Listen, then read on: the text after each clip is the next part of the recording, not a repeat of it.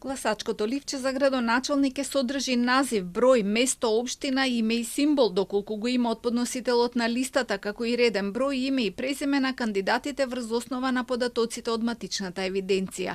Истите податоци ќе ги содржат и ливчињата за членови на советите, со тоа што на нив ќе ги има името и презимето на носителот на листата. Ниту едно гласачко ливче нема да може да биде идентификувано според сериски број, затоа што тој ќе стои на делот кој останува на блокот кога ќе се искине ливчето.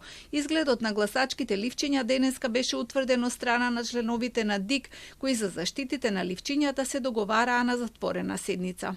Ова мораме да го направиме од безбедносни причини, бидејќи гласачкото ливче по закон е доверлив изборен материјал и ради интегритетот на процесот тој мора да содржи одредени вградени заштити кои не треба да бидат познати на јавност. Членовите на ДИК денеска го усвоија и предлог прирачникот за пополнување на записниците за образецот број 16. Станува збор за записниците од избирачките одбори, а прирачникот служи за појаснување, прецизирање и поедноставување на нивната работа при утврдување на резултатите од гласањето.